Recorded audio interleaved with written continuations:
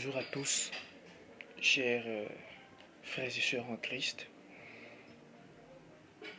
Je voudrais partager avec vous aujourd'hui euh, une révélation de plus que j'ai reçue de la part du Seigneur, bien que cela fait partie des révélations que j'ai reçues de lui il y a plusieurs années de cela auparavant. Eh bien, cette révélation a pour but de pouvoir réveiller la curiosité de plusieurs enfants de Dieu et de les emmener à découvrir réellement qu'est-ce que Dieu attend de nous et quelles sont certaines choses qui se font dans notre pays. J'ai partagé déjà plusieurs de ces révélations que j'ai reçues de la part de Dieu dans les années passées. Et aujourd'hui, je voudrais partager quelque chose de très très important, très très sérieux, très très urgent, dont nous devons prendre en compte. Le Seigneur m'a révélé quelque chose en décembre 2018, au mois de décembre 2018. J'étais en train de... Je me baladais, je passais devant l'hôtel de ville. Et en passant devant l'hôtel de ville, je vais me mettre à regarder juste l'effigie qui est devant le portail de l'hôtel de ville, cet emblème.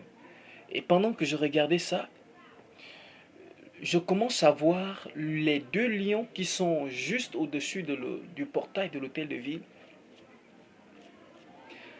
Un lion, les lions avec les queues de sirène et les langues de serpent. Et du coup, ça a attiré véritablement mon attention. Et je me suis dit, Seigneur, est-ce que je suis en train d'halluciner? Est-ce que je suis en train de perdre la tête ou rêver? Le Seigneur m'a dit, tu ne rêves pas, c'est pas fini. Et en regardant, je continue à voir au milieu des deux lions, le Seigneur me fait voir un océan au milieu des deux lions. Et au-dessus de l'océan, je vois le soleil. Et à côté du soleil, juste à côté du soleil, un soleil qui brillait, à côté du soleil, il y avait juste un nœud attaché. Et je me dis, Seigneur, qu'est-ce que cela signifie?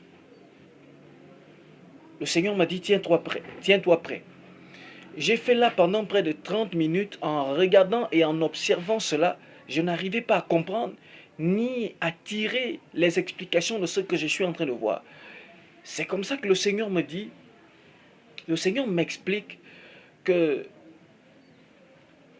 les deux lions que tu vois représentent les esprits qui sont sur le sceau du Gabon.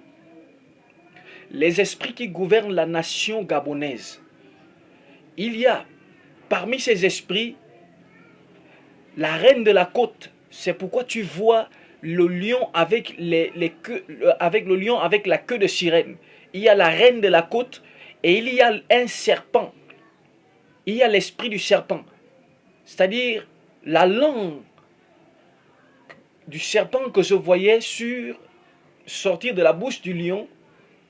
C'était l'esprit de serpent. Le serpent qui gouverne avec la reine de la côte, la nation gabonaise. Et je me suis dit, Seigneur, comment cela peut se faire? Cette nation t'appartient. Et il me dit, c'est parce que ceux que j'ai établis dans cette nation ont vendu la gloire que je leur avais donnée. Ils ont vendu cette gloire. Ils ont vendu cette gloire à cause de l'argent. Ils ont vendu cette gloire à cause des biens de ce monde. Ils ont déshonoré mon nom.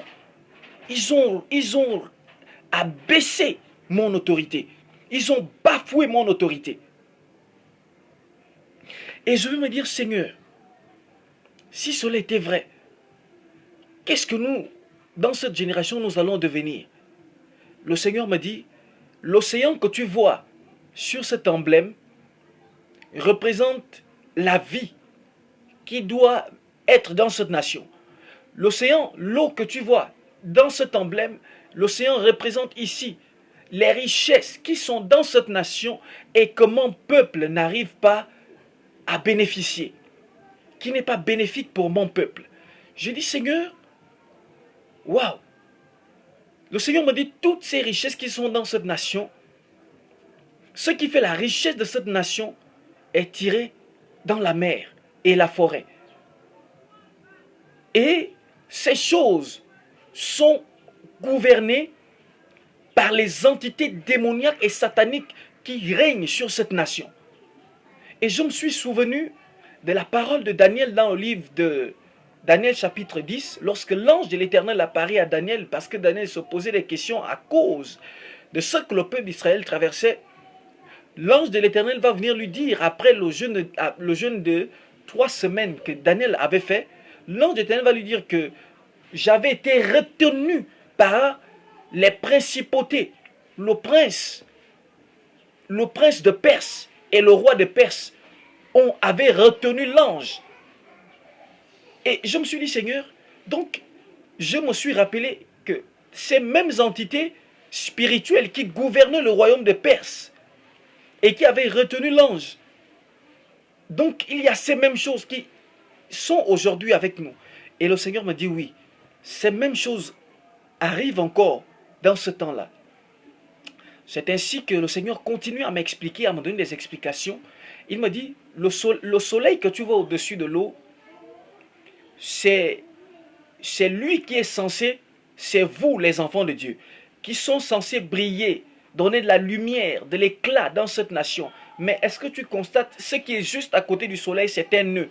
Je dis, Seigneur, qu'est-ce que ce nœud signifie? Le Seigneur me dit, ce nœud signifie que les fils de Dieu, l'adoration dans cette nation a été vendue. L'adoration dans cette nation est limitée.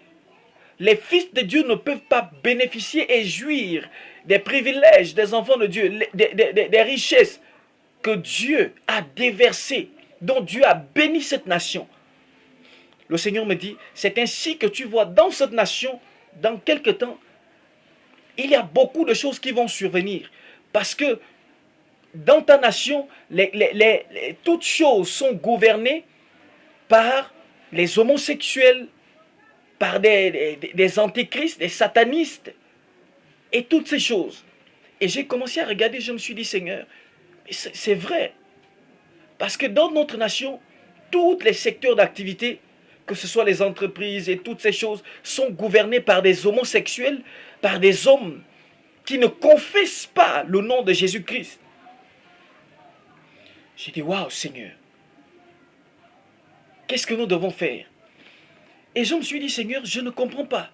Tu m'as parlé qu'il y a un esprit des eaux, la reine de la côte, et un serpent qui gouverne cette nation. Je suis donc rentré chez moi à la maison. En rentrant chez moi à la maison, 2 jours après, pendant que je priais, je vais voir une vision. J'ai dit bien, c'était une vision, je ne dormais pas. Chers frères et sœurs, ces choses sont réelles. Je ne dormais pas. Je voyais ces choses comme un film devant moi pendant que je priais.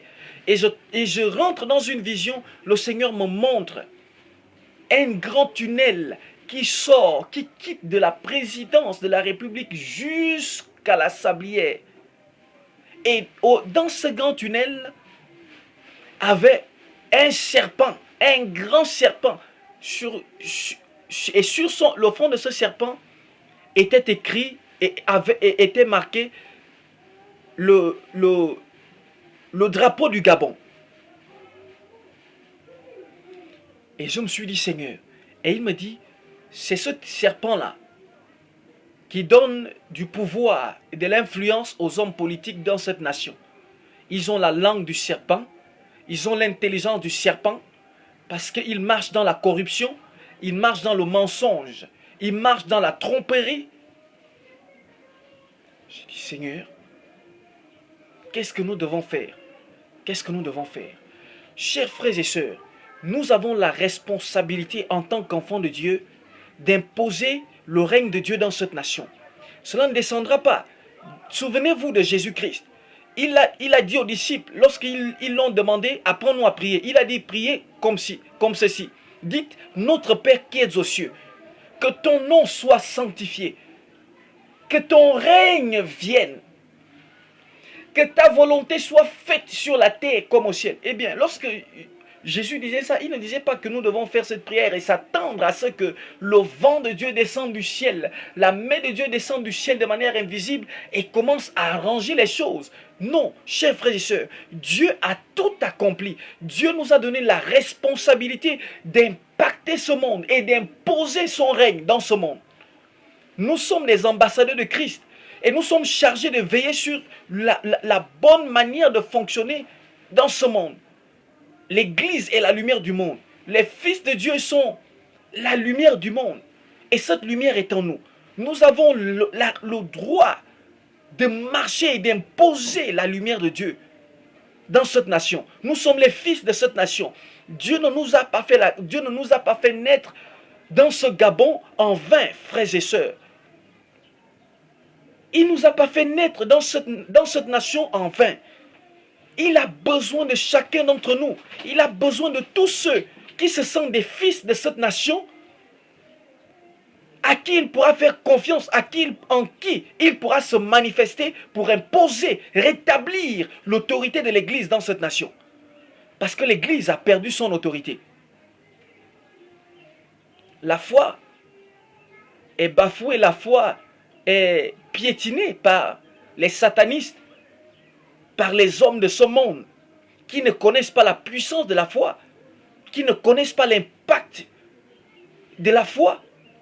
Ils piétinent la foi, ils piétinent le nom de Jésus-Christ, ils bafouent l'autorité de Dieu. Dieu a des fils dans cette nation. Je lance cet appel à tous les enfants de Dieu, à tous ceux qui sentent un fardeau au-dedans d'eux. Souvenez-vous de ce qui s'est passé avec le peuple d'Israël. Ils étaient en esclavage en Égypte.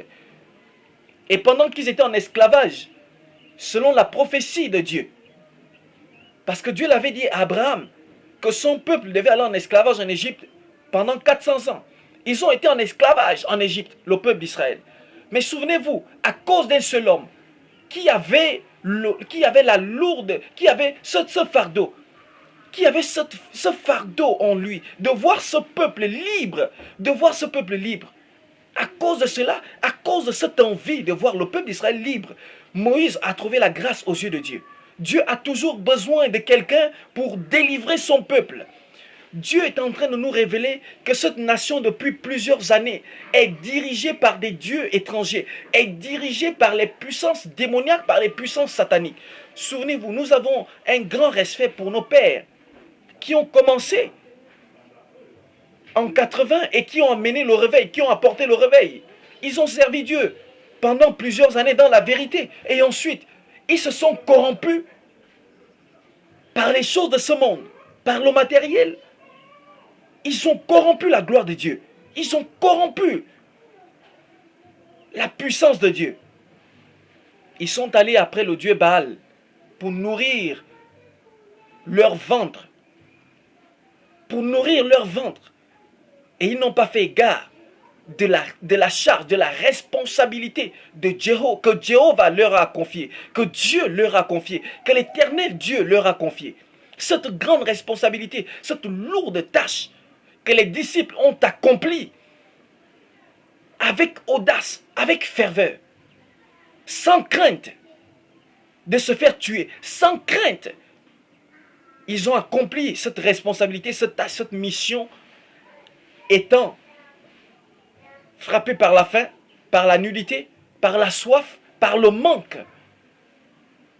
Ils ont marché pour prêcher l'évangile, sans tenir compte de tout ce qui venait après. Mais ces hommes se sont laissés corrompre.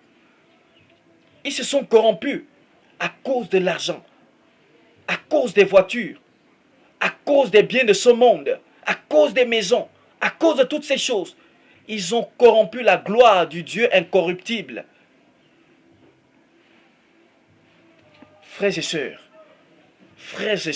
je vous lance cet appel solennellement. Le Seigneur attend de nous que nous prenions conscience, que nous nous réveillons et que nous emmenons, comme il le dit, plusieurs à se réveiller et à prendre conscience. Le temps est là où nous devons apporter les prophéties de Dieu. Et je sais que parmi plusieurs d'entre nous, le Seigneur a révélé des choses. Non seulement comme il me les a révélées à moi, il a révélé à plusieurs. Parce que la Bible dit qu'il a un reste, un faible reste, sur qui il s'appuie. Et chacun parmi les lieux où nous sommes, dans les lieux secrets, le Seigneur s'attend à ce que nous puissions faire de grandes choses et des exploits avec sa parole. Parce que sa parole est infaillible. Ceux qui ont échoué, ceux qui ont fait, ils l'ont fait. Nous glorifions Dieu parce que Dieu a besoin d'une nouvelle génération pour relever son Église, pour relever son nom, pour sanctifier de nouveau son nom dans cette nation. Et le Gabon est un pays qui appartient à Dieu. Le Gabon n'est pas un pays qui appartient aux homosexuels. Le Gabon n'est pas un pays qui appartient à Satan. Le Gabon n'est pas un pays qui a été donné aux rosicruciens ni aux francs-maçons. Mais c'est un pays qui appartient à Dieu. Et si ce pays appartient à Dieu, comme il a fait la promesse à notre père Abraham, le monde dans lequel nous vivons appartient à notre père Abraham. Et si nous sommes les fils d'Abraham, si nous sommes de la semence de Christ, nous sommes donc héritiers de la promesse qui a été faite à Abraham. Souvenez-vous de ça. Donc, c'est notre responsabilité, frères et sœurs. Toutes les choses que Dieu est en train de nous montrer, nous montrent l'urgence qu'il y a pour les fils de Dieu de se lever et de se réveiller pour que Dieu, de nouveau, prenne le contrôle dans cette nation. Et Dieu a besoin de vous, Dieu a besoin de moi pour impacter de nouveau la nation gabonaise, pour apporter son règne de nouveau dans cette nation. Et nous avons du temps pour l'accomplir. Nous avons du temps pour l'accomplir. Nous avons les capacités pour le faire. Nous avons les capacités pour le faire. Donc, frères et sœurs, c'est un alerte. Parce que le cœur de Dieu saigne chaque jour de voir que les ténèbres continuent à implanter des bornes dans notre nation, que les satanistes continuent à agir avec aisance dans notre nation, comme s'il n'y avait plus des gens, des fils de Dieu qui peuvent s'aimer la terreur dans leur cœur. Frères et sœurs, c'est un alerte. Il est temps de nous réveiller et de prendre le contrôle de nouveau sur cette nation. Parce que nous sommes un peuple béni, une nation bénie.